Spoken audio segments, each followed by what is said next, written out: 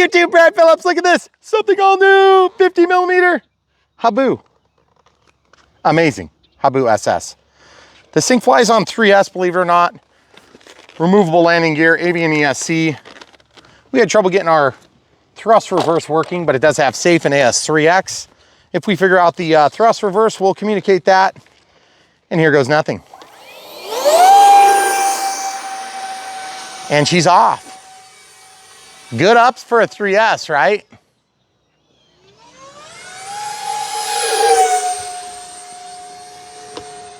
Guys, we've had a little bit of experience with this so far. I think this is what, our third flight with it? Or fourth? Third. Third. And just really enjoying it. It's a fun plane to fly. Real easy to fly. Love the sound it makes. It's kind of weird, but cool. A little bit of rudder, just point the nose over. Full speed pass. And just right there with us. Super controllable. Cornholes. A little bit weird. We're flying on 2200 3S 30C Gen 1 pack tonight. You can fly this on, of course, 1300 3S if you want. I don't know if it'll handle anything bigger than 2200. You might be able to squeeze a 2400 in there, but it's pretty much taken up the whole opening. But it's really a fun jet to fly. Look at that, just stalled it out right there. Oh, so cool. And then safe. So safe is on. We'll do full rudder, well, almost full rudder and full aileron. Just gliding by. Look how nice and safe it is. Okay, out of safe now. Flying through the low point in the trees there. And then up and around. Do some upside down flight performance for you. Plenty of ups. About 50%, 30% throttle there. 100% throttle, see if it'll pull out. It does, very good. Now, is this a good beginner plane? I don't know, I mean, it's got safe. I probably wouldn't encourage people to use it as a beginner plane just because I think jets tend to be a little bit harder. I'm gonna go behind us this time. But one thing I can definitely say about this plane is I love the way it flies. Very forgiving airframe, kind of almost hard to stall. One of the worst parts of it is that it is gonna float forever. So you have to pretty much, you have to cross control to slow it down. And as you can see there, we just kind of overshot. I didn't really think I was gonna get it. But look at that bright, vivid orange. Looks so sweet. By the way, with 1300 3S, I'd recommend all the way forward, just like the manual suggests. But if you want it to be a little bit more aggressive on the elevator, what you can do is you can ride that back all the way. The 2200, you pretty much have to stick it in the front because it's the only way you can fit it. But that does dampen the elevator performance just a bit. Camera crew, what do you think about this one? I think it's kind of cool. I really like the orange. I love the orange. I thought it was going to be kind of like, yeah, it might blend with the sky too much. I think it's good. But as you guys can see, it's like that's about 60% input on my ailerons for that roll. Sounds and as good. you can see, oh, sorry. I would say it sounds good. And as you can see, it just kind of does what it does really nicely. It kind of reminds me of flying the F-15 from E-flite. But the F-15 from E-flite is really challenging to get to roll because where the mains are. That's our timer. Now that timer of 340 is supposed to be for a 1300 3S. So what I'm gonna do is I'm gonna bring it way out here and I'm just gonna try to slip in. So slipping is rudder, pointing the nose toward the house and then aileron to counter it so it keeps going straight. It just bleeds off a lot of your inertia. And then I didn't quite get enough off, so we'll try this other side. We have virtually no wind tonight. Okay, so we're gonna be lowering our, we do have the telemetry too, it says 631, air 631 in here. So what I'm gonna do is I'm gonna just go right over the tree line. Little teeny bit of slip. Now I'm gonna take it. Take it as a touch and go actually, because I don't wanna walk that far. Okay, so getting into a slip, using the rudder to point the nose at the house, and then rolling. You see what I'm doing there, guys? And then full up elevator. And a little bit of bouncy bounce. So that's part of the reason why I suggest, you know, this might not be the absolute best plane for a beginner, because the Habu tends to do that. Habu SS on 6S, believe it or not, a little easier to land. Here's why: thrust reverse. Now, this plane is supposed to have thrust reverse, and I don't know if our early sample was maybe a little bit goofed up on the Avian ESC, but what I'm gonna do is, as soon as we figure out how to get it turned on, we've already turned it on a number of different planes, and we've done pilot fatigue setting, which is what you would totally do on this plane. But as you can see, look at that, in ground effect, she just wants to fly. Yes. Oh, gotta love wiggling around. I love wiggling this thing once it gets on the ground. It's so much fun. Okay, so we're gonna just point that nose up in the air as we tip the wings down. Full rudder. Oh, see, out of the slip, it likes to snap a little bit. So we'll try putting it down so we just get those mains right on the edge of the concrete. Oh, by the way, it'll grass land just fine. Just keep your mains as your touchdown point, because the nose gear will like to kind of break on you if you're not careful. See, in the grass. Now, I can do a better landing than that, and we've done a bunch of them, so throttle cuts on. If you do get it on the ground, you can actually run the rudder back and forth, and the steerable nose gear will slow this plane down surprisingly well. But what you're gonna be doing is, once you get into ground effect, this wing is so stinking efficient that it just wants to go. Now let's check the telemetry. We're 2 minutes and 42 over. Probably gonna be pretty close to spent. Telemetry says we can fly again. So we'll just show you a hand launch here. Throttle cuts off. Generally, you don't want to hand launch with a dead battery, but I'm going to do it for you guys. Full throttle. There you go. Just an AS3X, a little bit of light pressure on the elevator. Get her flying, and here we are. I'm going around you. Beautiful. Loving it. Okay, so I'm going to line up here, try to take a landing from this side. I know we can do it. Camera crew, do you think we can get it? I think you can. I do too. I'm just gonna slip better. I'm gonna go for this low point on the power lines. Full rudder, just using the ailerons to control the other half of it. And then flaring ground effect and jank it. Oh, overshot the runway. Everybody died, throttle cuts on. But you can see what I'm talking about. Yeah. Once you get into ground effect, it just wants to be light on its feet. Loving how much power we have left. Yeah. So we've been flying for what, about like 8 minutes? Mm-hmm, almost. A little bit of jabbering in the middle there when we're on the ground. But I would say, you know, realistically, on 3S 2200, this plane is going to give you enough flight time to kind of have an enjoyable experience. Obviously, it's better if you can not push your packs well beyond the time. But I would suggest, you know, 5 to 6 minutes conservatively, even if you're an all the time 100% throttle. But don't do that. You'll kill your batteries on EDFs. Okay, so let's go ahead and just look at our voltages real quick. Yep, 3.72. You know what? That's good enough. Let's just go ahead and swap out batteries. You can see where I've got that 2200 right there. Fits really nice, big open hole on the top. So there's no problems, get that in there. Okay, camera crew, you got that other battery in your hand or pocket? Okay, so we got another one right here. You'll notice these are Gen 1s. For whatever reason, the Gen 2s weren't charged, or I just don't have them, or I killed them and I forgot where I killed them, so I can't give you guys an update. But I'm gonna try this back just a little bit further so you can guys kind of make your own mind up on how you like it. You see how you have to open that up a little bit? Also, you'll note that there is a lot going on around these controls, and I don't like that about this plane. It's one of the things I'm not crazy about on the Habu, the 50 millimeter Habu. I dropped this one down just a hair, so I can't quite reach. But one thing I can tell you about this plane is it's very thin, it's very simple, and we've got fireworks for you. Are you going to show them the fireworks? Well, you can't even see them. It's just a boom. Well, I know, but It's like the middle of the day. You got to show them the people. Show the people what we're going to see hundreds, if not thousands of times tomorrow. A little teeny puff of smoke, right? Yeah, that's what I'm saying. There you go. You guys don't even understand, but those guys will do fireworks for like 2 hours straight. And it will be like all finales. It's amazing and really cool. It is. And so we'll go buy like maybe $100 worth, and I feel like I'm being a complete idiot doing that. So I know some of you guys are watching. Oh, show it. Oh, you missed it, camera crew. We had free fireworks. Okay, so speaking of fireworks, this little firecracker is at 4.16. Camera crew, do you mind holding that for just a sec? So what I'm gonna do is, there's also this spot where you can hand launch, okay? So why don't we go ahead and hand launch here, Okay. and then we'll see how that does. And we'll fly over there so we can get precariously close to the explosives. Did you reset your timer?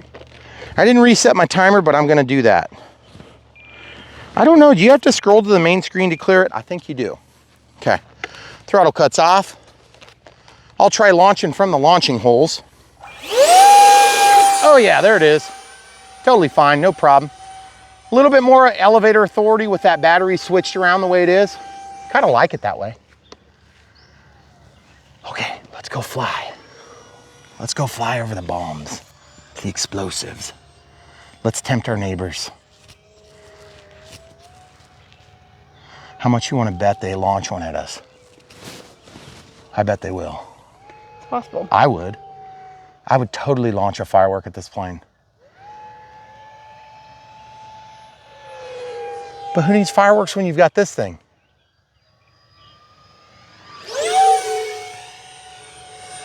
So folks, if you're wondering if you should get this thing, here's my thoughts on it. And I've flown it now 3 times. I've really enjoyed it, 4 times, or in the 4th flight. I just really enjoy the way it flies. It's pretty easy going flight for me. If you're a noob, it's gonna be a little bit harder. So just be prepared for that. Pretty much any plane when you're new is harder. But the thing is, it's tough because, you know, as you get better and better as a pilot, you wanna have a bigger and bigger challenge. But there's still always fun in the planes that you can fly really easy. And all I can say is I tend to push the limits a lot more on little planes that I feel comfortable with. And so I end up having some of the biggest catastrophes of all of them. Like, you know, I do stupid things, and then stupid things lead to stupid consequences. But the thing is, I also have that happen with all the ones that are really pressing me for skill. Like there, when I was wiping a bug off of my forehead whilst I should have been controlling a pole out of a climb, or excuse me, a dive. That barn swallow tempted me. Oh, we've engaged. All right, so we're gonna come out of this and just go right in front, then toward the back. So beautiful. Guys, we're really blessed to be at this property. We're gonna go back to the runway because while we're blessed to be at the property, so are the millions and millions and millions of skeeters. Yes. Around the back. Beautiful. So folks, if you haven't figured out you like this plane yet, all you gotta do is just watch for a few more minutes and you're gonna find out really quick how great it is. I really love flying it. Our one disappointment with this model is that we couldn't get our thrust reverse working, and I'm assuming it's a setting issue. So since it happens to be that we're filming this on a holiday weekend, we can't get the answers. The good news is we will get the answers, and we will, as always, share exactly how to do what we're trying to do. Perfect.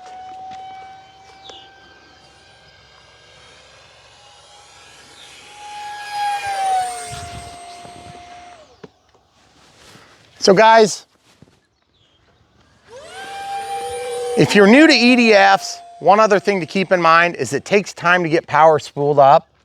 And that's one thing we haven't talked about much. We're not talking a lot right now because we're trying to concentrate on getting the bugs out of our body. They are really attacking us. Twilight in the Midwest is like a terrible time for bugginess. But as you can see, this plane doesn't really mind the bugs because it's going a little bit faster than the mosquitoes can fly. There's our timer countdown. I'm gonna cornhole it. You ready? Mm-hmm. Crazy, awesome. You know, I think that noise, you hear it, it sounds a lot like a mosquito in your ear when the EDF swoops by. Or wait, that might just be mosquitoes in my ear. It's probably just a mosquito in your ear.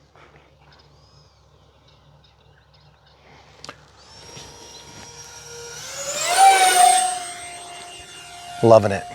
Oh, that's so cool. You can see the sunlight shining through the trees there. It's so pretty. Oh, by the way, if you guys are new pilots, here's a trick. When you're flying, and you're leading the plane with your eyesight, you fly with your eyes in front of the plane.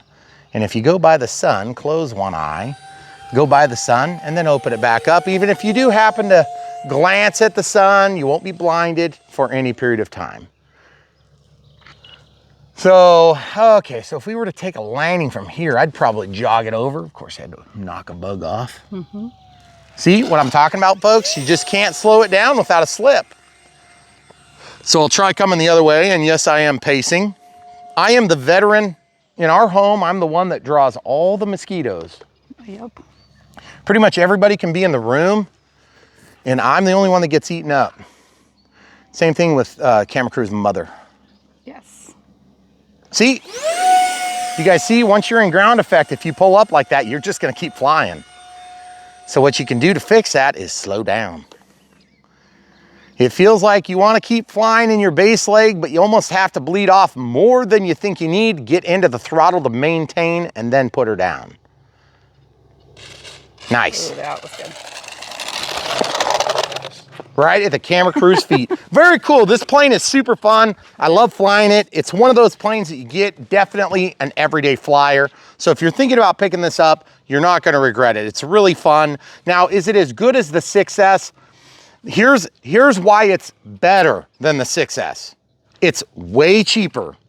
It's way cheaper to own. It's way cheaper to fly. Batteries are cheaper.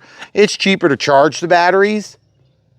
It's cheaper and easier to transport because you don't need to buy a bus. There's a lot of reasons why this thing is better than its big sister, brother, whatever you want to call it. I like this plane. I think it's more practical than the 6S for a beginner. Now, you can fly the Habu SS on 4S, but if you're even remotely skilled, don't get the STS, get the SS. You'll get a lot more shelf life out of it. Now, if you're liking the SS, but you just don't get into 6S, or maybe you don't have a charger yet for 6S, get this thing. You're gonna love it. It's gonna give you a very similar to slightly better flight experiences in certain parts, but I can tell you this, having thrust reverse is gonna make this thing almost better than the big one.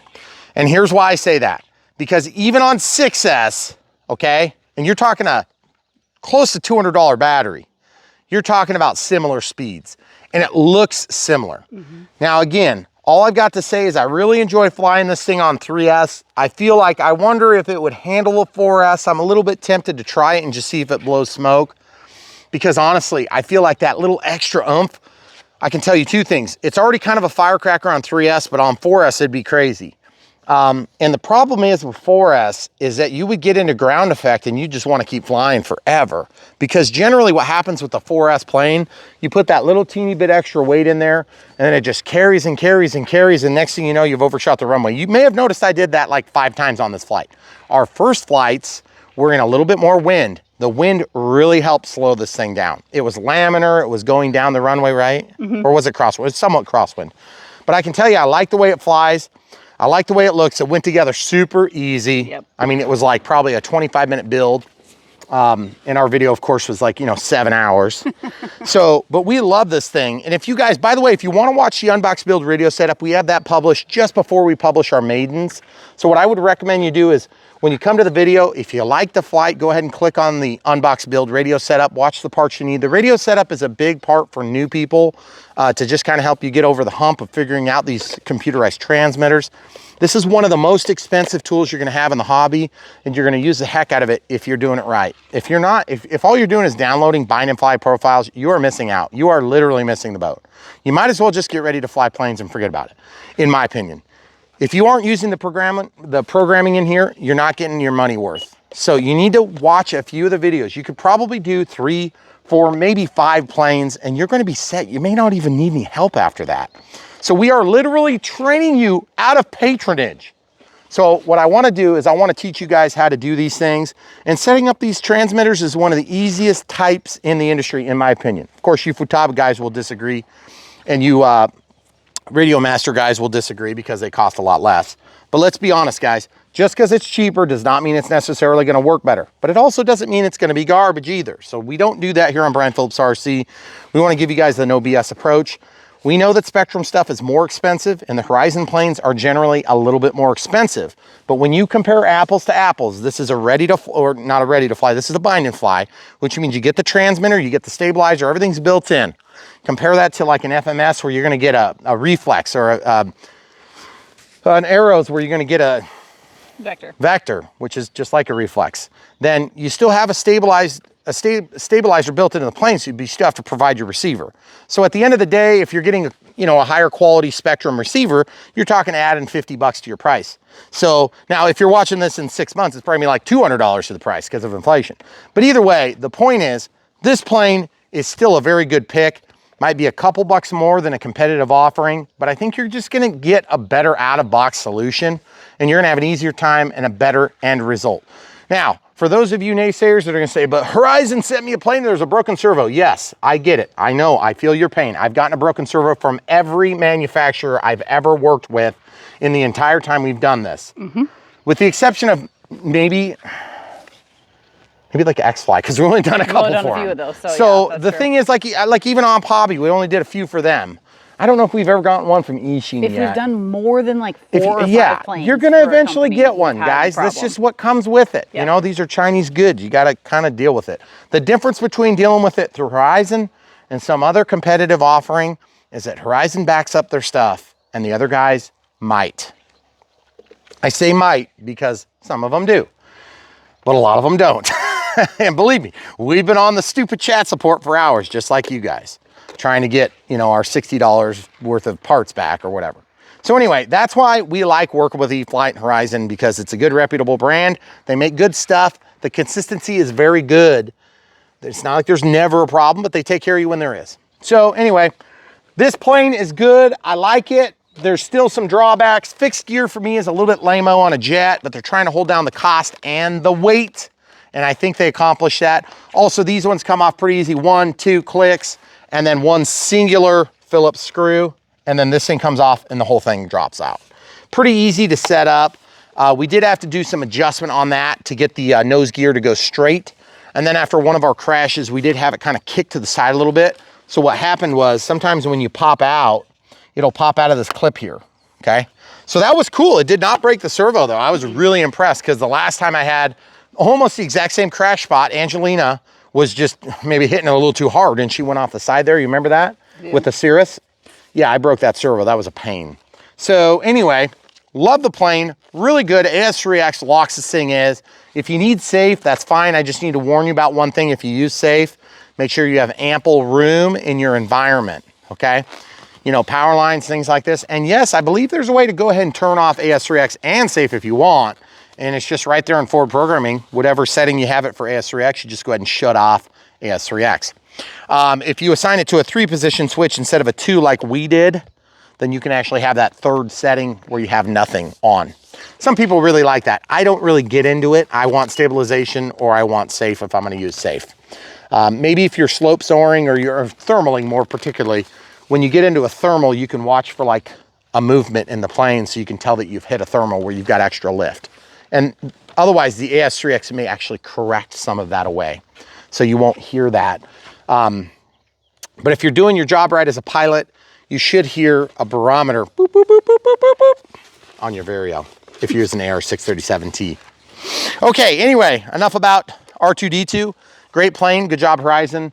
Keep them coming. I'm sure some people would like some different new non-existing planes. We hear about it a little bit, but maybe like an airliner. Just saying. But we love the stuff that you're coming out with. These things have been good, very fun to fly. Solid performers on this. Recently we just did the Cirrus. We recently did the F4U Corsair 1.2. The Commander. Very good planes. This one's an all new, but it's just smaller, which is pretty cool. I do like this size though. It is kind of cool. Yep. Now, if you could put a 6S in this thing, that would be really cool. But there again, where are you going to get a 6S that fits in this thing? So you'd have to combo up 3S packs and series. That'd be a pain in the neck, because look how full it is. I just don't think you're going to get the CG to work. But still, really good plane. If you guys want to buy this, the best thing you can do to help support our channel is buy the planes you're going to buy anyway from our links in the video description below, or at brianphillipsrc.com, which is the website that we use to partner up with YouTube channel, which is Brian Phillips RC as well. So www.brianphillipsrc.com. You can find all the different planes we reviewed, which there are literally hundreds of them. We have like 1,700 videos now on our channel. Like YouTube loses count. They won't even tell us a number. No, they're just like 15 of many. Yes. And I'm like, why don't you say the number? You're a computer. So anyway, I guess computers eventually lose track of the count when you're over 15 terabytes of data. Yes. So anyway, this plane's good. Best way to support us, keep coming back, like the videos, tell your friends about the channel if you're maybe getting new into the hobby and you want some help, or if you're a little bit more experienced and you want them to come watch our channel and get some pointers, we can help them along too. The other thing too you can do is we have Patreon and PayPal to support us every month. We got some people that do just like monthly one-time things on PayPal, and then we have Patreon for the monthly support. So we really appreciate you guys, you Patrons that are watching. We know you're some of our most loyal supporters. But again, and we'll say this every time, the best way to support us is just to buy the goods and things and services and bolts and whatever it is that we're reviewing. We bring it to you. That helps to build clout within the RC manufacturing database, the groups of distributors, the groups of small hobby shops that want some exposure on the internet. That's how we get this stuff, because we could never afford to buy hundreds or thousands of airplanes, because we're just like you. We have a regular monthly budget. I go to work every day, and we do this stuff in our free time. And when we say free time, that doesn't exist, but we do love it. And we would like to change that and do it full time. But in the meantime, we're doing it because we love it, and we appreciate you guys, and your support has been wonderful. So we really appreciate it. Just keep it coming, guys. And don't forget to click the bell for notifications. We have new content 2 to 3 times a week. We're putting out new content. We've done ground vehicles in the past, and I think we're gonna break into that a little bit, but we're gonna try to do it on a real consistent basis, try to get you guys something to wet your whistle if you're into ground vehicles. Obviously, the aircraft is our bread and butter. Fixed wing is our bread and butter. And aviation related stuff, that's our bread and butter. But look at this property we have. We've been blessed with this beautiful place. This is just one part of it. So we got all sorts of cool things up our sleeve. Obviously, the manned aircraft aviation is coming as well. And don't forget, there's just always something around the corner here at Brian Phillips RC. So definitely click the bell. Just get the notifications turned on. You guys are gonna want it. Thanks for watching. YouTube, it's Brian Phillips. Look at this. We've got the Habu 50mm EDF. So cool. Can't wait to fly this thing for you. The sun is about to set. We're gonna see how this does. And by the way, full disclosure, one thing we ran into during setup is we can't get our thrust reverse set up, but we believe it's supposed to have it. We definitely have telemetry, which is pretty cool. And okay, so here goes nothing. Lots of power. That's about 10% power for the taxi. That's good. Okay, so here goes nothing. This does come equipped with Safe Select and AS3X, obviously, and good amount of power for being 3S. And I think I might have accidentally been in safe. Nope, can't tell. It's just flying really solid. Good roll rate. We're gonna bring it around, listen.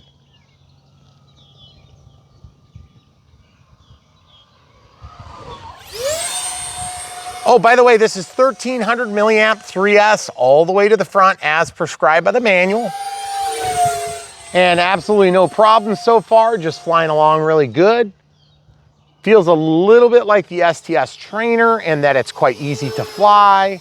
Flies a little bit fast for being a small plane. That orange pops. Can you go by the edge there? Mm-hmm.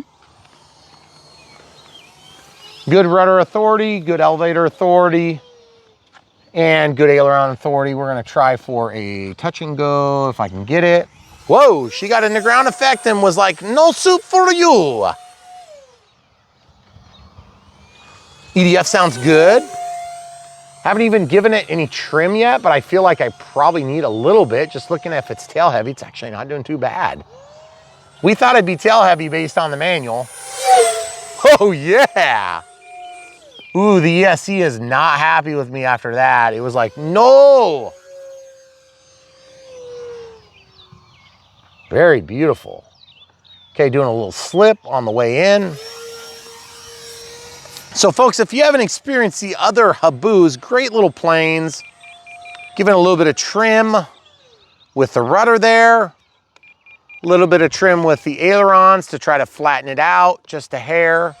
Okay, back from the edge there, camera crew. Thank you.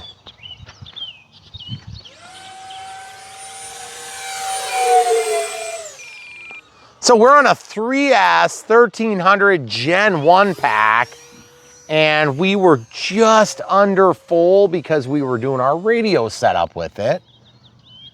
And so you may notice a little bit of a diminished flight time because of that. Looks like we are definitely running out of power. Okay, more to the center, please. And we're low volt warning just went on. You can hear it pulsing. That's pretty cool.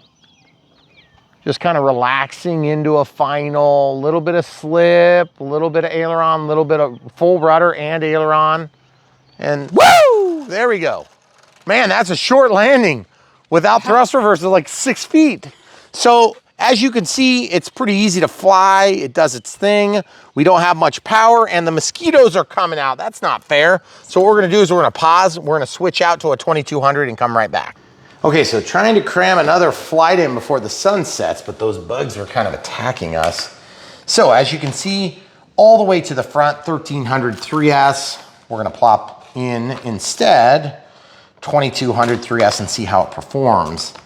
This thing is supposed to have, the ESC says it's 3 or 4S rated, but then they suggest 3S only in the manual. So I wonder if there's something about the way the motor is configured that precludes us from using that or prevents us from using that.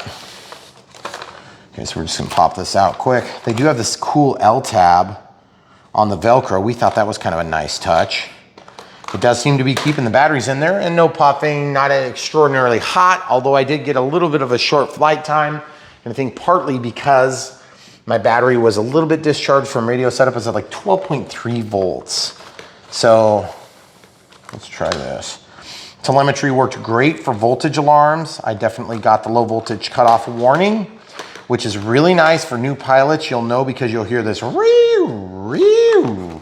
It's gonna actually stop the motor to a certain extent, but there's plenty of power to keep flying. That's good, because it's not like it's gonna fall out of the sky on you. You can still stall your plane, obviously. Okay, so I'm just gonna fold that over and then stick it back down to itself. As you can see here, we're gonna go ahead and pull that up, flop that across, rotate it, and then stick it down, okay? All right, very good. All right, so now ESC status, everything is good there. So we're gonna add the throttle cuts on. Now we're gonna plop in the connector. This is all the way forward right now. We'll see how that does for the CG test here in a second. Lots of room here for extra lead room, but not lots of room on the bottom. So it's kind of strange in that regard. I wanna see if it'll let us go into thrust reverse now. Okay, so up elevator, left aileron. 2, 3, 4, 5, nothing. Okay, so we're just gonna leave it. So we'll start again on 2200, stay tuned. All right, timer's cleared and we're back on our telemetry screen. So we got a little bit more voltage this time. Still 3 minutes 40 on the timer, but we did not experience the full 340. I'm gonna try for a shorter takeoff here and see how this goes. There's a little bit of a roll away, so let's see if we get enough. Oh yeah. Never checked the CG, but it's feeling beautiful, guys. No problems at all. Super light pressure on the elevator to keep level flight, like maybe 5%. You could just trim it. Okay, so that's trimmed. 2200 3S gets it done, no problem. Love the scream. Mm-hmm. All right, cam crew, let's come on over here. Love the way it looks in the sky.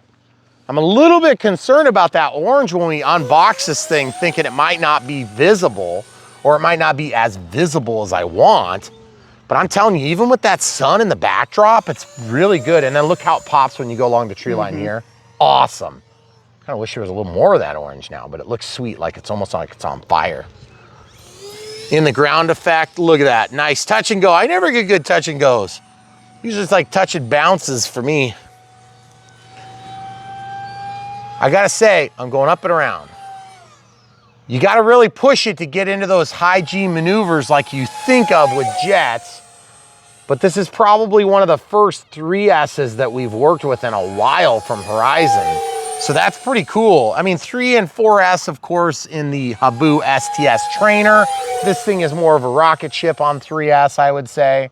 It flies probably scale-wise similar to the 6S size class and nice bounce protection there. You can see demonstrated perfectly by Brian Phillips RC, as you can tell.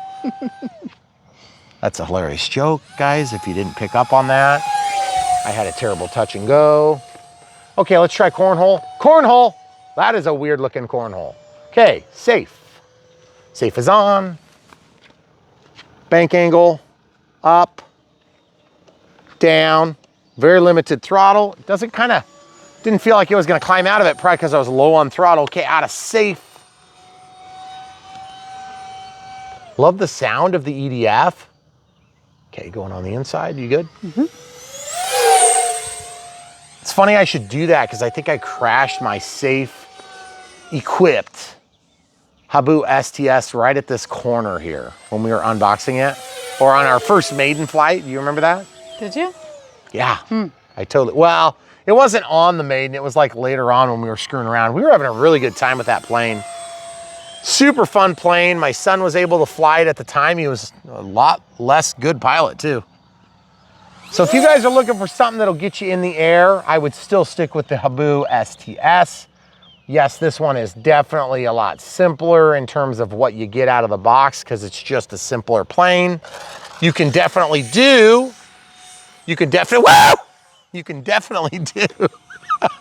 Speakers. Sorry, guys. You can definitely do a belly land if you want.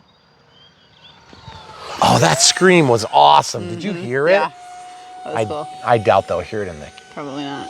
in the video though.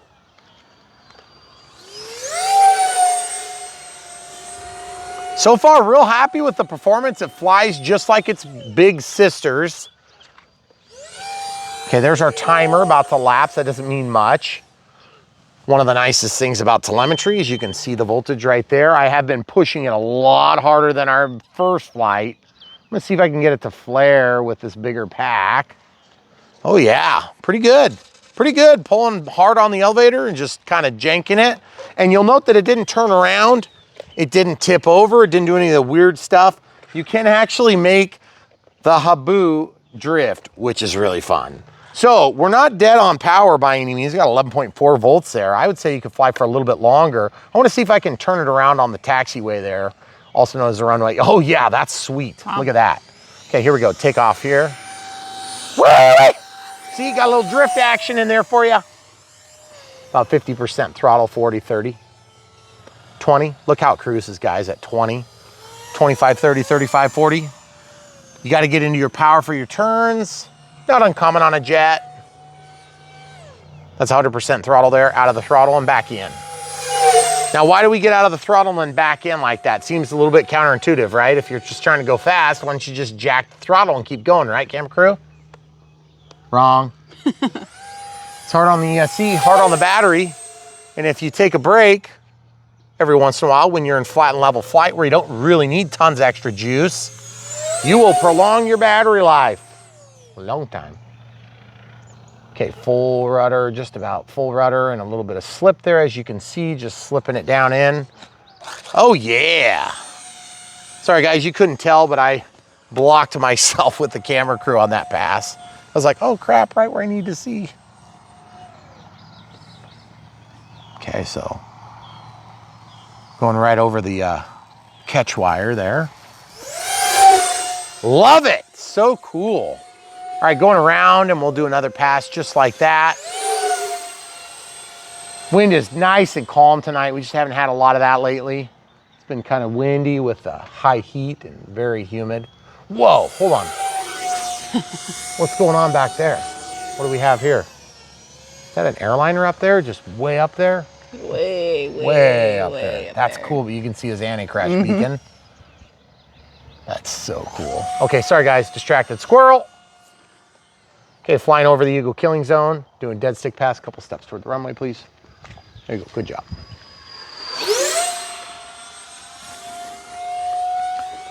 Okay, we are probably getting close to dead sticking it, so I don't want to do that necessarily on this Maiden. The last time I did that, Angelina lost all of her adoptive children out of the Cirrus, so it was really awkward for her, and I lost my prop. So we're gonna go down to this low point, a little bit of rudder, just kind of wiggling. You'll notice my ailerons A little bit of aileron roll there. That is by design, because what I'm doing is I'm just basically flaring the plane, and see, just jank it left and right. You can stop it in no time, guys. No thrust reverse going on right here. And you know what? I'm sorry. Ooh, it almost did grass hops. That's pretty cool. Okay, I'm gonna go around for a double altitude grabbing flight. Then I'm gonna see if it'll land in grass with the gear. Our grass is cut kind of short right now, which is good, about 3.5 inches. A little bit faster approach this time just to see how it handles. It's on the mains, and there it is, guys. Now, will it take off in the grass? Full up elevator. I gotta turn around here, I think. Remember, we're on a dead battery, essentially. Okay, we're stuck. We're gonna try it up here in our sod, which would be a better representation of your average flight field. We've got a real rough area here. It did okay on the landing, but I wanna see if we can take off from the grass with the landing gear. Junky over here for yeah, it's real junky. that short. Okay, so throttle cuts on. This thing's short, by the way. Yeah. If you intend to take off, ooh, look at that. We janked our steerable. Yep. So let's see how we look. I'm gonna hold that there. Oh, it went all the way around. Goodness gracious. I just spun it around. It didn't break it or anything. That's kind of cool. And then there's a clip right there. Look at that. Just clipped it right back in. Golden. Sweet. It's a little bit disappointing that it flipped, but you know what? I can live with that. Oh, obviously hand launch would be no problem. Our battery is not dead. We got about 30% left. So what I'm gonna do is I'm gonna come up here on the runway. I think I'm gonna just try to hand launch it with the hand launch holes. They've got these nice little pockets here. Okay, the wind is sort of coming from that way, but it's just so light, it doesn't really matter. So I'm gonna go ahead and go full throttle, and I'm gonna just give it a nice toss. Now, you can also launch from above, or you can launch like this, okay? A couple of different ways. You can also take, and you can get the throttle going and then get it going like this. There's a lot of different ways to launch. This thing is slick when it comes out of the box. Okay, camera crew, you wanna get up here so you can see, and I will launch that direction toward the trees. Okay. And you know what? I'm gonna opt to hold it by the nose. Just get a little bit of altitude there. That's one other way you can do it. There's a million ways to skin that cat. Out of the throttle. Jank it, jank it. There it is, guys. Okay, so let's try again with another hand launch method.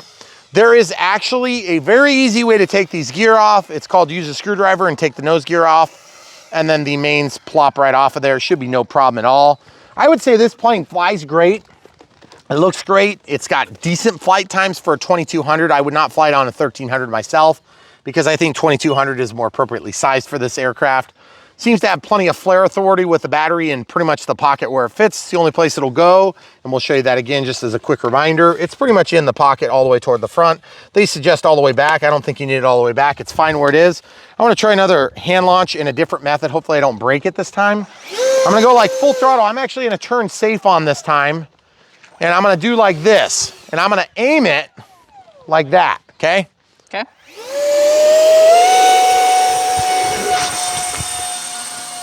Okay, out of safe. That was a little bit scary. About ran into the camera crew, walking to my normal position, janking it up. So cool. Inside. So as you can see, the hand launching choices are endless. Okay, I'm gonna go back over here. We're gonna try a landing in the grass, and a little bit nicer grass. Little juice just to get over the tree line. A little bit of slip. Oh, you know what? I can't resist. I'm right lined up perfectly on the runway. Jank it around, do a little drift. All right, one more hand launch from the factory holes. Throttle cuts on. You'll notice it's kind of swerving a little bit there. I wonder if I bent that rod just a little bit that first time. Okay, so I'm gonna grab the factory holes, full throttle, and safe, just to be on the safe side. Oh yeah, no problem. Out of safe, elevator, upside down flight performance on almost dead pack, and out. There's our critically low alarm, and I believe it this time. Angelina, Your children, come get them out of my field. And your luggage.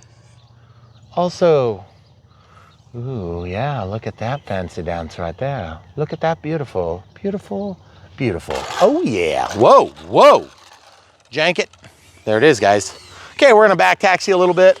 I can definitely say this, guys, in terms of excitement level, 6S definitely does the trick. If you want 6S, go for the big sister, which would be the 70. If you love the orange, if you love the white and gray, I love the way it looks in this plane. I actually kind of like the looks of the main body of this plane a little bit better on this Habu. The 50 millimeter is a really cool size class because look how dang small this is, guys. It's like just, I mean, you could totally just set this in the passenger seat, go to the field. It's just something you can throw. I always talk about like in between the front and the back seats because that's where a lot of people have room there.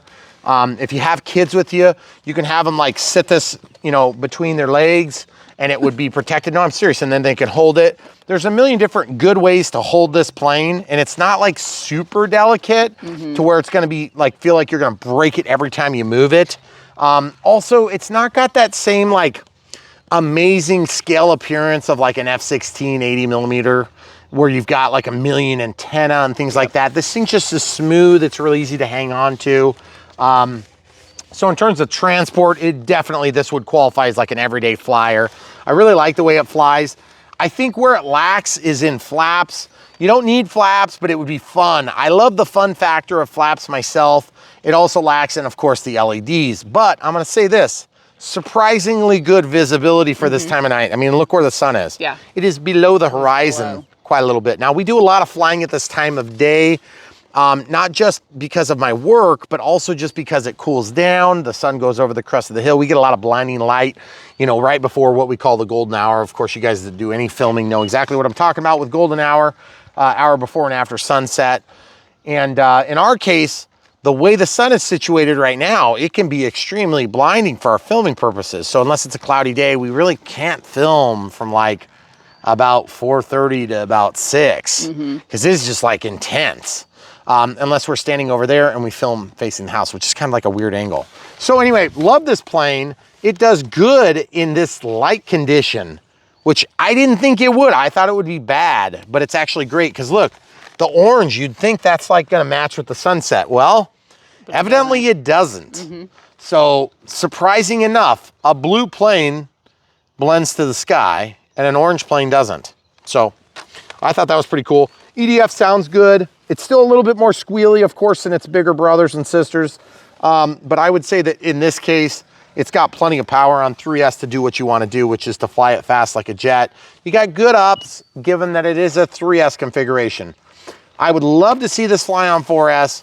I would also love to see the thrust reverse works. I'm not sure if maybe we did something wrong or maybe our early sample is a little bit goofed up, or if we need to go in there and reprogram the ESC, which is totally possible. If that's the case, we'll do a quick clip at the end that shows you what we did to get it going. But to be honest, thrust reverse and pilot fatigue setting is super fun. And it gets you to where, like, instead of landing in 5 or 6 feet on a really good, well-executed landing, you're landing almost at your feet. And it's just crazy. But there again, keep in mind, you've only got a 50 millimeter EDF. So you're talking about less power to help slow you down. So just keep that in mind. On the bigger ones, you've got a 70 millimeter EDF and it is pushing a lot of thrust. So, but you need it because that thing takes forever to roll out. Real happy with the grass performance, given it's a small plane with very short landing gear. Am I gonna fly this off of grass? Not myself. Could you fly it off of grass? I think you could, but you're gonna have to have a pretty well manicured grass and it can't be too tall. Look how short this is. It is shorter than my grass, okay? So, I mean, there is limits to how much you can do. That being said, they do have bigger tires.